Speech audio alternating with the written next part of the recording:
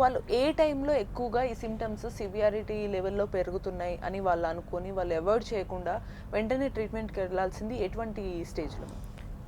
మొదటి స్టేజ్ ఎప్పుడు మీకు ఇది నాకు రెగ్యులర్గా బాడీలో ఇలా జరగట్లేదు, నా శరీరం మామూలుగా ఇది కాదు అన్న డౌట్ వచ్చిన వెంటనే పక్కనున్న ఎవరన్నా general practitioner, qualified general practitioner దగ్గరికి వెళ్ళండి. మెడిసినో సర్జరీయో వాళ్ళు మామూలేనా, అందులో గడ్డు ఉందా, నాట్ ఎవ్రీథింగ్ ఈజ్ క్యాన్సర్, అది కూడా మనం చూసుకోవాలి. కరెక్టా?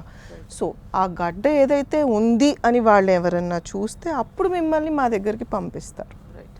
సో మ్యామ్, మీరు ఇందాక అన్నట్టుగానే ఎవ్రీథింగ్ అనేది కూడా క్యాన్సర్ కాకపోవచ్చు అన్నారు. సో అట్లా క్యాన్సర్ స్క్రీనింగ్ అంటే ఎలా ఉంటుంది? మళ్ళీ నార్మల్ డయాగ్నోస్టిక్ టెస్టింగ్ అనేది దీనికి రెండింటికి మధ్య డిఫరెన్స్ కూడా ఎలా ఉంటుంది? రైట్, చాలా ఇంపార్టెంట్ క్వశ్చన్, అందరికీ తెలుసుకోవాల్సిన క్వశ్చన్ ఇది.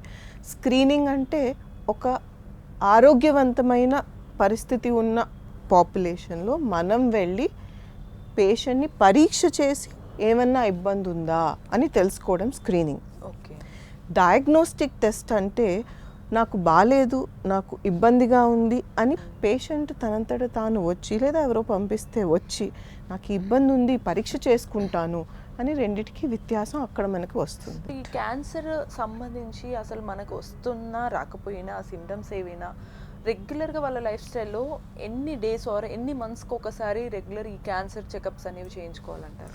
సో మీరు అడిగిన క్వశ్చన్ని కొన్ని విభజనగా చేసి చూద్దాం. ఒక నార్మల్ పర్సన్, ఏ ఫ్యామిలీ హిస్టరీ లేదు, కుటుంబంలో ఎలాంటి క్యాన్సర్ రిస్క్ లేదు అనుకున్న వాళ్ళు ఒక 40 నుంచి 50 సంవత్సరాల మధ్య వయసు వాళ్ళు నార్మల్ మగవాళ్ళు మామూలుగా మీరు స్క్రీనింగ్ పద్ధతికి రావచ్చును.